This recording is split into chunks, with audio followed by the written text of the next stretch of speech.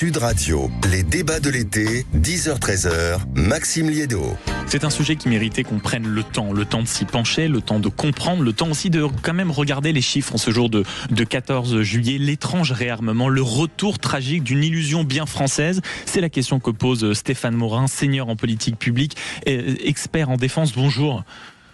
Bonjour Maxime, merci beaucoup pour votre accueil. Merci à vous d'être avec nous. Vous avez fait un grand texte dans la revue politique et parlementaire précisément sur ce sujet, et vous n'avez pas fait que livrer vos humeurs, vos commentaires sur tout ce qu'on entend ces derniers temps, sur la loi de programmation militaire. Faut-il plus de missiles, moins de missiles? Si oui, combien? Si oui, pourquoi? Non, vous avez fait mieux que ça. Vous avez véritablement produit un texte en vous interrogeant sur la capacité de la France à atteindre les objectifs fixés par les dernières déclarations, en rappelant ce qui s'était passé entre 1938 et 1938, c'est-à-dire au moment du Front populaire, et avant l'étrange défaite. Étrange défaite, on le rappelle pour nos auditeurs toujours, livre de Marc Bloch qui prédit et qui traduit et qui explique parfaitement l'aveuglement des élites, l'enquistement français à ne pas voir que l'ennemi se rapproche, et qui en réalité connaîtra la fin qu'on connaît, c'est-à-dire bien sûr l'invasion allemande, la collaboration et l'écrasement par l'Allemagne, en tout cas, qui a percé la ligne Maginot en 2 temps 3 mouvements. Mais on a eu ces derniers jours, commençons par cela si vous voulez bien, une chorégraphie. Le chef d'état-major des armées, le ministre également des armées, qui s'est beaucoup montré, on pense hier à sa grande interview dans la Tribune du dimanche, puis la prise de parole du chef de l'État hier en disant « la menace russe est durable, elle s'installe, on va augmenter les augmentations prévues dans la loi de programmation militaire, on va mettre les moyens ». Est-ce que, quand vous écoutez, lisez, entendez ça, vous êtes rassuré sur le fait que la France pourra, oui ou non, tenir ses objectifs, Stéphane Morin? Le 4e mouvement de cette chorégraphie que vous oubliez, c'est la parution aujourd'hui de l'actualisation de la revue nationale stratégique, qui en effet confirme ces éléments de langage qui sont plus que des éléments de langage, qui sont des réalités. Cette menace russe qui est aux frontières de l'Europe, qui a agressé l'Ukraine voici 3 ans maintenant, et qui nécessite pour notre pays en effet une prise de conscience générale. Et je pense que cette chorégraphie, cette scénographie, ce chant, enfin cette stratégie de communication a été très pensée, très réfléchie pour mobiliser les opinions autour de ces objectifs qui sont non seulement ceux du réarmement, mais aussi ceux de la conscience du peuple. Notre pays manque justement de culture historique, ou en tout cas a tendance à oublier les épreuves et les échecs, les défaites qui ont été les siennes. On pense bien évidemment à la débâcle de 1940, mais il y a eu un effort précédemment qui a été la loi de programme de 36-38. Un budget à plus 40%, aujourd'hui 2024-2030, un budget à plus de 40% pour cette loi de programmation militaire. Il y a quelques similitudes qui en effet interrogent. Et on y reviendra, mais tout à l'heure, vous à l'instant, vous venez de parler de la nécessaire prise de conscience, de la chorégraphie orchestrée. J'ai envie de dire, je ne comprends pas, parce que ça fait 2 ans que notamment que le président de la République évoque le fait qu'on est en économie de guerre, qu'on parle de déverrouiller les crédits nécessaires pour nos industriels. Pour vous, quand vous avez signé cette tribune, je le rappelle, l'étrange réarmement, le retour tragique d'une illusion bien française, c'était il y a à peine quelques jours, c'est que pour vous, le compte n'y est pas, nous ne sommes pas réellement en économie de guerre? Je pense que l'économie de guerre est d'abord une formule qui a le mérite de poser les enjeux, qui est en effet celui d'une économie qui doit s'adapter à ce temps de menaces. Menaces qui ne sont pas nouvelles. Je rappelle juste pour mémoire qu'en 1994, il y a eu un livre blanc sur la défense, commandé par Édouard Balladur, livré par Marc Solon, premier vice-président du Conseil d'État, et qui indiquait dans l'un de ses scénarios la réémergence d'un adversaire systémique, en l'occurrence la Russie. Il y avait une perspective de préparation sur une échelle de temps qui était de la décennie. Qui imagine Vladimir Poutine envoyer un Bristol avec une invitation pour Emmanuel Macron ou ses adversaires européens pour les convoquer à 6h du matin dans une clairière et se livrer à un duel jusqu'au premier sang? On en est vraiment loin. Et aujourd'hui, les commandes publiques tardent à arriver, les budgets sont en tout cas notifiés, il y a des retards de paiement, il y a plusieurs... Ça, on y reviendra parce que vous avez raison d'aborder le sujet, mais dans votre note, vous décrivez en effet que le ministère des Armées est malheureusement pénalisé par certains points, et j'aimerais qu'on y revienne simplement avant de rentrer dans le détail de votre note et de cette actualité qui nous monopolise en ce 14 juillet. À quel moment vous avez eu la sensation que nous pouvions nous rapprocher d'une étrange défaite ? J'étais il y a quelques mois à la Fondation du Souvenir Français, et il y avait une lecture de passage de L'étrange défaite de Marc Bloch, qui est un livre que j'invite vos auditeurs à parcourir. Ils peuvent également lire la nouvelle revue nationale stratégique, qui n'est pas un roman de plage, par ailleurs. Marc Bloch, dans L'étrange défaite, pose un certain nombre de constats qui sont en effet la défaillance de l'État, la défaillance de vision des politiques, et finalement la difficulté qu'il y a à mobiliser des gens qui sont perclus d'habitude, qui sont enfermés dans leur vision, qui n'a rien à voir avec le réel. Les éléments de langage qui ont été avancés et l'évocation de l'économie de guerre, si elle n'est rien d'autre, malheureusement, qu'une stratégie de communication, a néanmoins le mérite de poser des constats qui sont réels. Cette menace russe, la montée de l'ensauvagement du monde, et on l'a vu avec la façon dont la France a été sortie de l'Afrique. On le voit au Proche et Moyen-Orient, on le voit avec l'Iran, on en perçoit déjà les frémissements avec Taïwan, et en particulier avec l'Ukraine. Donc, écouter ou relire Marc Bloch permet en effet de bien prendre conscience de cette... L'histoire ne se répète pas, mais il y a des hoquets qui sont quand même très inquiétants, et en l'occurrence, il y a des similitudes qui valent qu'on s'y intéresse. Rappelons alors dans ce cas-là ce qui ouvre votre note, je le rappelle, réarmement français, est-ce que c'est le risque d'une tragique illusion à la française ? Vous avez le mérite de poser la question, Stéphane Morin, et vous dites le contexte n'est pas à l'identique le même, bien sûr. Mais il y a des similitudes, vous le rappeliez, qui sont très importantes. Rien que dans le contexte historique, vous rappelez en effet que si là, la Russie, on est encore en train de se poser la question, mais va-t-elle réellement envahir l'Europe ? Va-t-elle réellement provoquer l'OTAN ? Qu'est-ce qu'on peut se poser comme question ? Vous rappeliez qu'en réalité, en 1938, c'était déjà les nazis qui avaient, ou l'Allemagne nazie, qui avait remis en question les accords de Versailles, et qui avait dit, bon écoutez, tout ça ne nous va plus, on va commencer à faire nos affaires de notre côté. C'est-à-dire que, est-ce qu'on peut faire un parallèle entre peut-être le fait d'avoir sous-estimé la menace de l'Allemagne nazie en 36-38 et le fait qu'on sous-estime encore aujourd'hui la menace russe ? L'appareil de guerre allemand, dès l'accès au pouvoir d'Adolf Hitler, a entrepris de réarmer. L'Allemagne nazie s'est totalement réarmée. La Wehrmacht en 1933 comptait 100 000 hommes. En 1939, elle en alignait 1,5 million. Elle envisageait elle produisait 5000 avions par an, là où la France, dans sa stratégie envisagée sous le Front populaire, on fabriquait à peine 1000. Si l'on ajoute à ça aussi une stratégie combinée de moyens mécaniques et de stratégies opérationnelles, le Blitzkrieg notamment, on voit qu'en effet, il y a eu une véritable réflexion sur une stratégie de conquête et d'envahissement. Je me souviens, il y a quelques années, on évoquait la Russie comme un pays qui n'avait que, je cite, que le PIB de l'Italie. Bon. Et c'est très frappant ce que vous dites, parce qu'on entend encore ça aujourd'hui. Quand on parle du risque de la Russie, on dit que c'est un nain économique, que ça ne représente, je crois, que 2% du PIB mondial, que c'est semblable au PIB de l'Italie. Donc est-ce qu'on est dans la même mécanique, peut-être, de réflexion, en grande partie pour se protéger ? Il y a une illusion qui est celle du temps que l'on achèterait en faisant des lignes de crédit budgétaire. Il y a une illusion qui est celle de la mobilisation d'un écosystème industriel, technologique et de défense, qui par ailleurs sort, je tiens à le rappeler, avec la fin de la guerre froide, d'une économie de survie. Les grands groupes, les PME et aujourd'hui les startups ont eu à subir de nombreux affres. L'État ne commande pas, l'État ne tarde à s'acquitter en fait des sommes qu'elle doit. Elle demande à l'industrie d'innover, elle demande à l'industrie qui travaille sur les études amont à ses propres frais. Je rappelle qu'il y a un grand groupe industriel français qui est supposé fabriquer un porte-avions nucléaire nouvelle génération, qui autofinance aujourd'hui cette réflexion et ces études.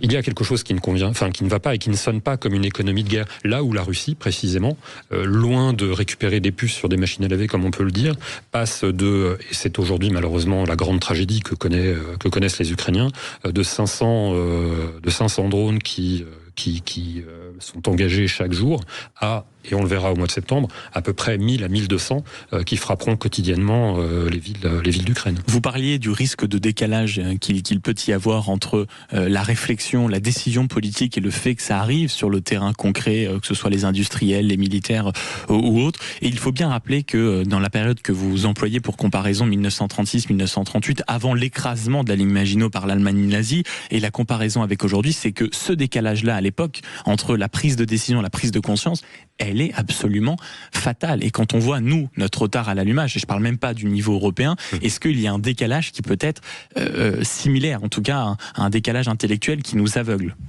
On est dans une période qui a, évidemment, il y a comparaison des paraisons, mais entre 36-38 et donc la défaite de juin 40 et aujourd'hui, il y a différents éléments qui sont intervenus.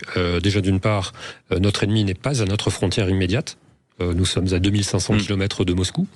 Là où la Russie a déjà eu du mal à pénétrer en Ukraine, tragiquement, mais elle l'a fait.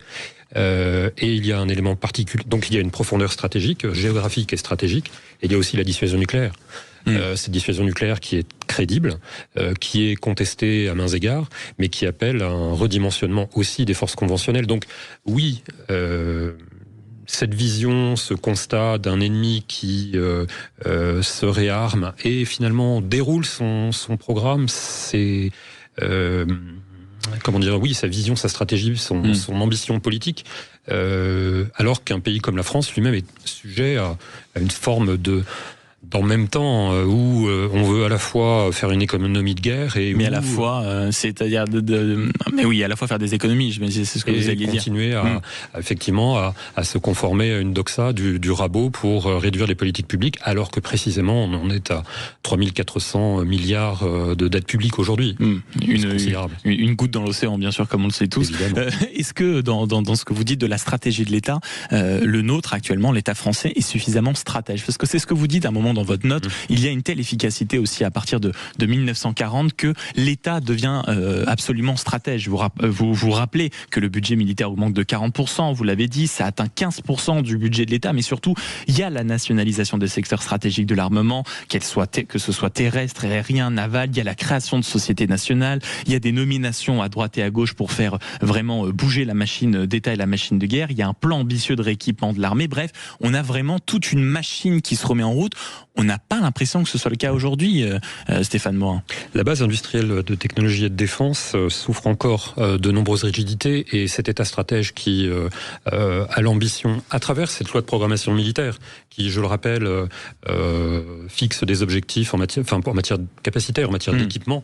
C'est la feuille de route pour, là en l'occurrence, qui va de 2024 jusqu'à 2030, la loi de programmation militaire. Absolument, et donc le président de la République hier soir, à l'hôtel de Brienne, dans les jardins du ministère des Armées, a rappelé qu'il fallait accélérer le tempo, et donc l'objectif qui était d'aller jusqu'en 2030 a été de raccourcir cette loi de programmation militaire jusqu'à 2027 et d'organiser à l'automne un débat sur une actualisation de cette loi de programmation militaire pour augmenter précisément cette cadence à la fois de production, et puis peut-être aussi de résoudre les difficultés qui ont été rencontrées ou qui sont rencontrées par les industriels, auxquels on demande de produire plus vite, mieux, moins cher, sans argent.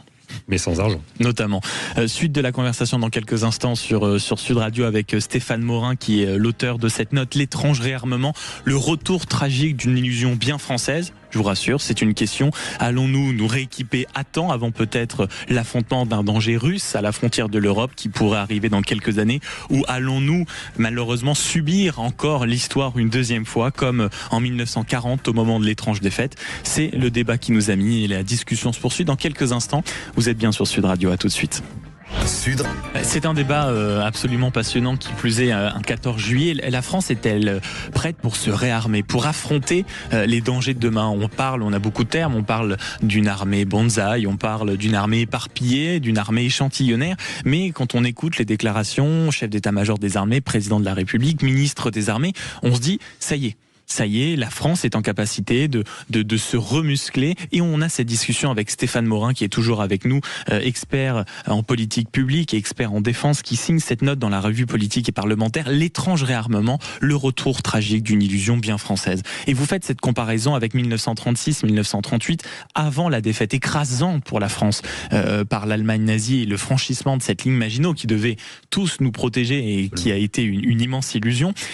Parlons de ce qui se passe actuellement. La loi de programmation militaire, quels sont les objets de vos inquiétudes? Parce que pourtant les chiffres sont là, on parle de milliards, on parle de près de 60 milliards, on a parlé d'une base industrielle et de défense, vous l'évoquiez, qui est prête. Vous vous dites, attention, il y a encore de la rigidité, il y a encore de la lenteur, il y a une différence entre l'administration et la violence de la guerre.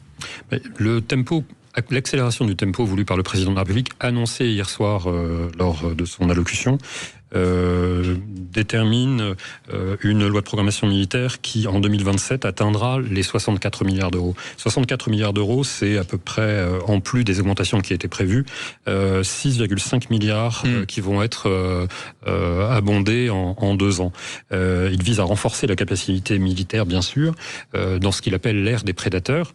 Mais tout cela, c'est pour anticiper un conflit de haute intensité qui finalement doit notamment avec là aussi un rendez-vous qui est de 3 à 4 ans. Donc, en fait, une échelle de temps qui n'a rien à voir peut-être avec les ambitions de nos adversaires systémiques. Et les urgences, d'ailleurs, vous dites dans votre note quelque chose qui est stupéfiant, dont on parle absolument jamais dans le débat public. S'il y a déjà un problème de trésorerie naturelle en France, on aura l'occasion d'en parler demain parce que François Bayrou prend la parole pour trouver les 40 milliards d'économies.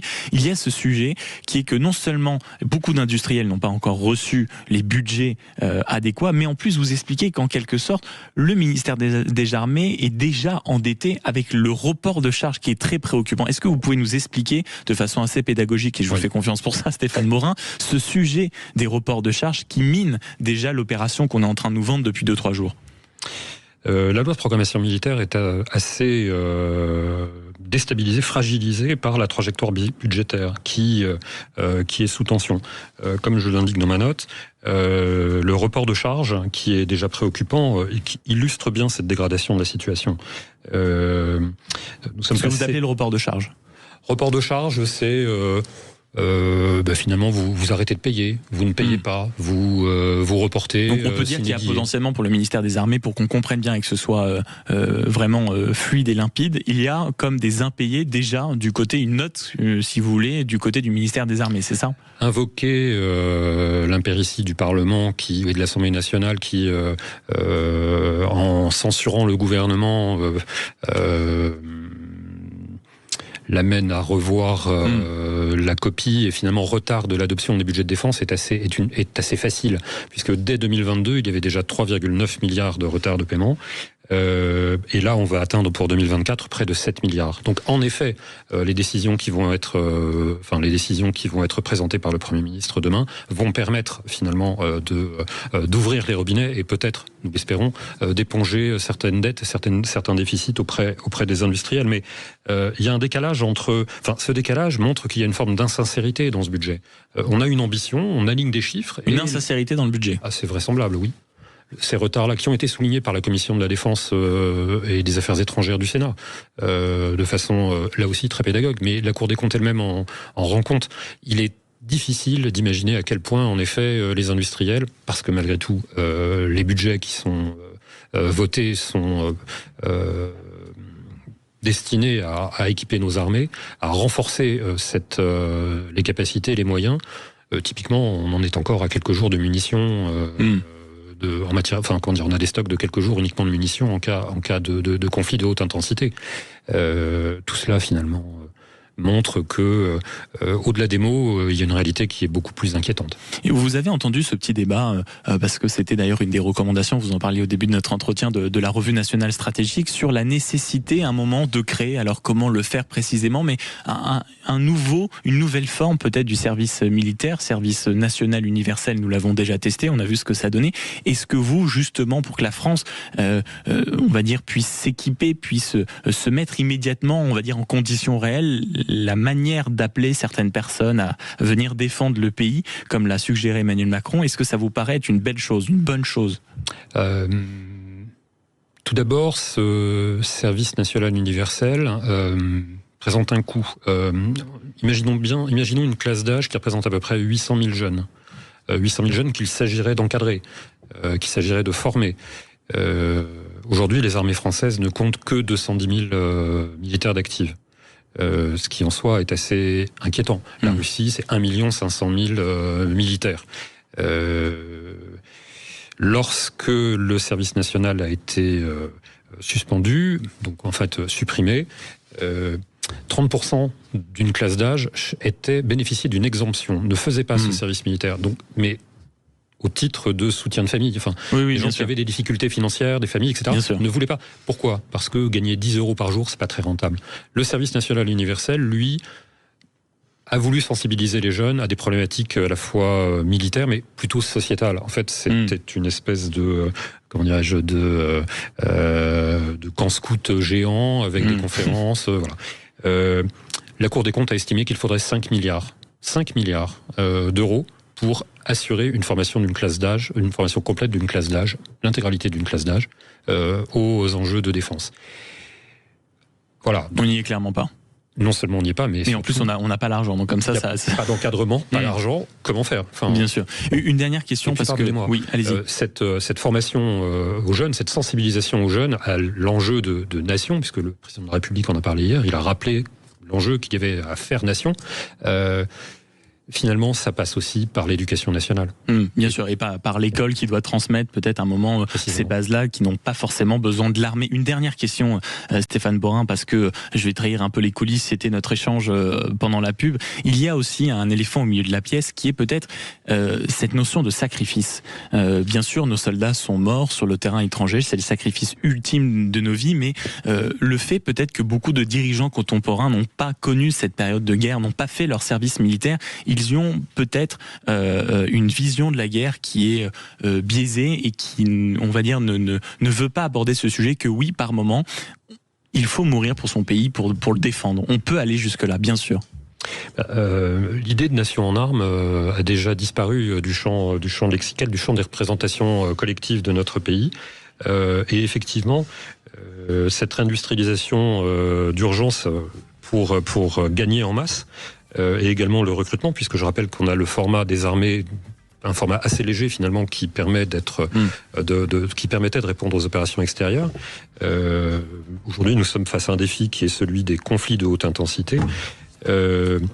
Notre pays doit aussi se mobiliser les esprits et finalement faire face au choc de l'épreuve, réapprendre l'idée de violence et le poids de la mort.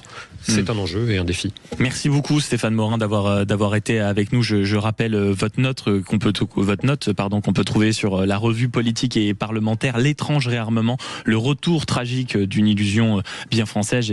Et je rappelle accessoirement que vous êtes essayiste, expert en politique publique et questions de défense, président du Think Défense Paris. Merci beaucoup d'avoir été avec nous dans ce studio pour aborder ce sujet ô combien complexe. Pour nous, on se retrouve évidemment demain entre 10h et 13h. Je vous souhaite une très belle après-midi sur Sud Radio avec dans quelques minutes l'hommage de Jacques Pessis, conversation avec Thierry Ardisson.